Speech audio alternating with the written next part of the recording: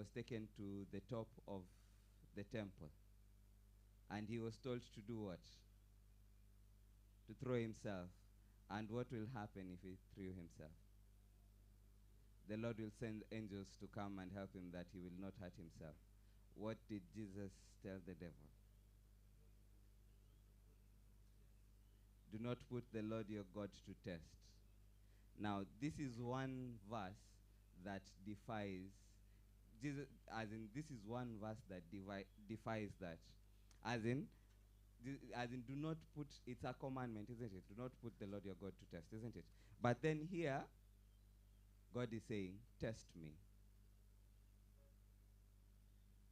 Test me with your tithes and offerings.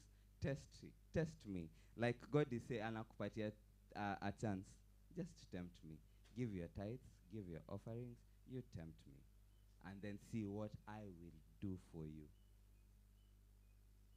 Now, this is the bare minimum. Now, from what we can be able to read from this verse is that we can be able to see that the whole nation of Israel was struggling to give their tithes and their offerings.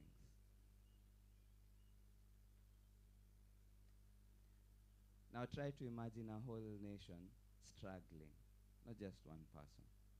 I think that's where we find ourselves even as a nation, isn't it? Very many of us are struggling. Even as a church, very many of us are struggling to give. And some of us might think that maybe this is the bare minimum that I can do, giving tithes and giving offerings. I want us to see something different. I want us to go to the book of 1 Samuel chapter 25. And we're going to look at a story that is there in the book of 1 Samuel.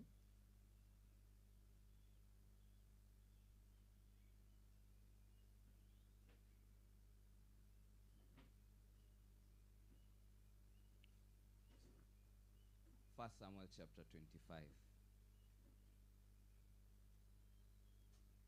By the way, you know, First Samuel is originally not First Samuel, but First Kings. First Kings, it's supposed to go First Kings, Second Kings, Third Kings, and Fourth Kings. I don't know how it came to be renamed to First Samuel, but then historians say, as in Kings were 4 books, starting from First Samuel all the way to Second Kings. Now, another thing is that I think the reason as to why it was separated was that it was initially written by Samuel to an extent until where he dies. Like he's the one who was documenting it. And then now we don't know who finished it. Some people say it might have been David himself who finished writing the 2 books of Samuel. So the prophet himself wrote from a beginning till to a certain point, then somebody else picks it up and finishes his work. Yeah? Now, let us read 1 Samuel 25. Now, Samuel died, and all Israel assembled and mourned for him, and they buried him at his home in Ramah. Then David moved down into the desert of Paran. Verse 2. A certain man in Maon, who had property there at Carmel, was very wealthy. He had 1,000 goats and 3,000 sheep, which he was sharing in Carmel. His name was Nabal, and his wife's name was Abigail. She was an intelligent and beautiful woman, but her husband was surly and mean in all his dealings. He was a Calebite. Who knows what a Calebite is? Do you know who or what a Calebite is? Do you remember when the children there were scouts who were sent? There were scouts who were sent to go and spy Canaan, isn't it? And two of them brought positive reports. One of them was called, and the other one? So he was a descendant of Caleb. Now we've understood why he's being called a Calebite. Yeah? Now, verse 4. While David was in the wilderness, he heard that Nabal was shearing sheep. So he sent the 10 young men and said to them, go up to Nabal at Carmel and greet him in my name. Say to him, long life to you, good health to you and your household, and good health to all that is yours. Verse 7. Now, I hear that it is sheep shearing time. When your shepherds were with when your shepherds were with us, we did not mistreat them. And the whole time they were at Carmel, nothing of theirs was missing. Verse 8. Ask your own shepherds, and they will tell you, therefore, be favorable towards my men, since we come at a festive time.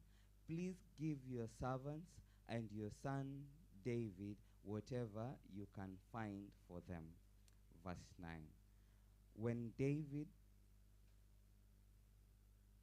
David's men arrived, they gave Nabal this message in David's name. Then they waited. Nabal answered David's servants, who is this David? Who is this son of Jesse? Many servants are breaking away from their masters these days. Why should I take my bread and water and meat, and the meat I have slaughtered for my shearers, and give it to men coming from who knows where? David's men turned around and went back. When they arrived, they reported everyone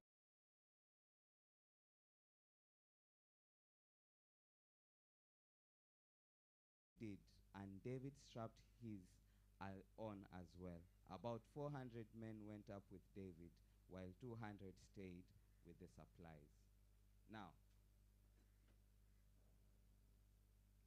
the Old Testament always has a way of painting a picture of us as men and God.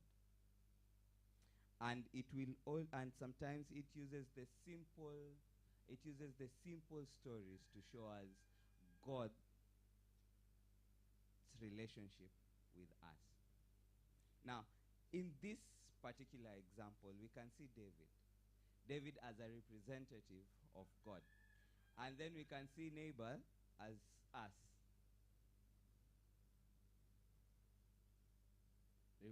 We ourselves being represented by Nabal, isn't it? Now, this man called, this man called Nabal gets this request from David that it is sheep shearing time. We hear it's sheep shearing time. Now, David reminds him, and first of all, even before David goes into the sheep shearing time, David says, it's like, let me go back.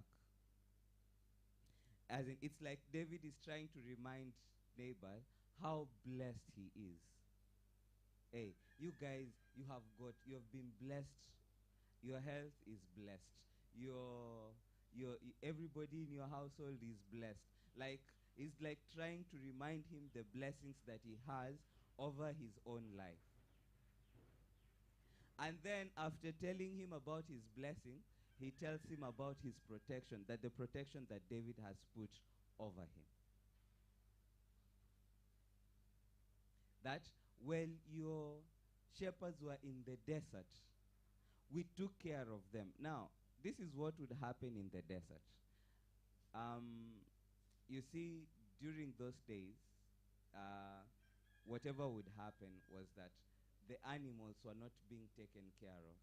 It's not like the way these days people have ranches. Like, you've got your household and then you create a ranch, you go and put your animals in the ranch where they can be able to feed and to graze, and then in the evening they would come. During that time, people would go out into the wilderness to go and feed the animals. And they would go there and stay for a long period of time. And sometimes they would go and stay there for months. And then they would come back later. It's not like they would go in the evening and then come back. They would go outside there and stay there for months and months. That's how they used to do it. So, now at this particular time, these shepherds had gone out, and when they were staying outside there for months and months, David took care of them.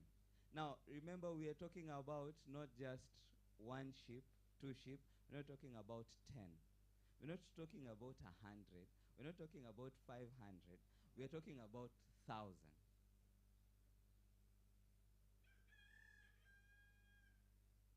As in, we're talking about thousands. Yeah, if you put the two of them, there are 1,000 of one and 3,000 of the other, we're talking about around 4,000. So a herd of 4,000 is a lot, isn't it? So he's saying, we have taken care of everything that you had, that nothing, when they came back to you, nothing was missing. And so at the end of it all, after telling him, you have been blessed with good health, everything in your house is blessed, and we have protected you all this time, we've protected everything that is yours all this time, David now makes a request and he says, hey, it's sharing time. Give us anything that you can. Anything. We're not asking for much. We're not even asking for one. We're not asking for two. We're asking for anything that you can give.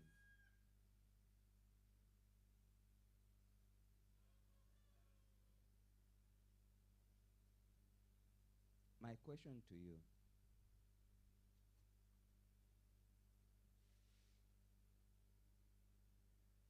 do you even give anything to God? Anything. God has blessed you with health. You can walk.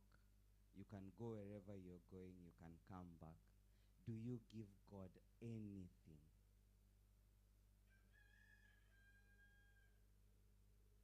Leave alone even when you're talking about the 10. Leave alone when you're talking about, do you give God anything? Do you give God anything of your time? Do you wake up in the morning and say, God, I want just to give you 5 minutes of my time today, just to take time to study your word? Do you give God anything of your resources? You might not have been given 1,000 shillings. You might be given 10 bob. Do you say, of this 10 bob, God, nenda kutafuta change, nitafute mashilingi, nikulete hata bob? Anything.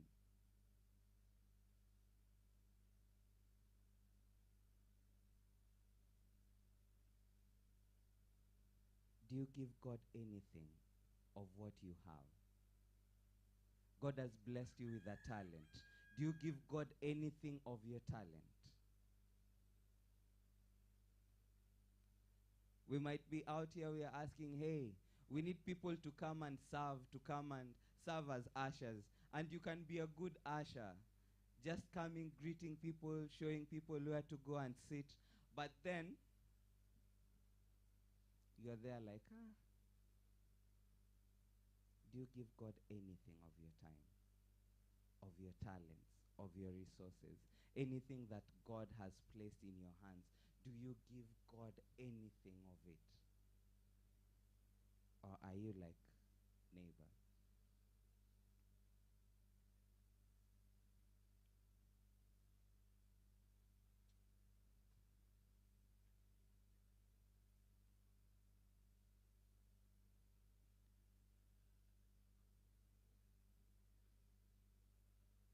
Question is, what is the minimum you can give God? What is your bare minimum?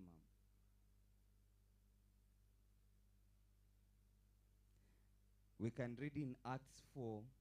Acts 4, we see that the believers in the church sold everything they have and they brought it to the feet of their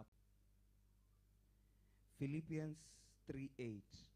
Paul says this in Philippians 3:8. Indeed, I count everything loss because of the surpassing worth of knowing Jesus Christ my Lord. For his sake, I have suffered the loss of all things, and I count them as rubbish in order that I may gain Christ. For Paul, his bare minimum was, hey, take everything. Take everything.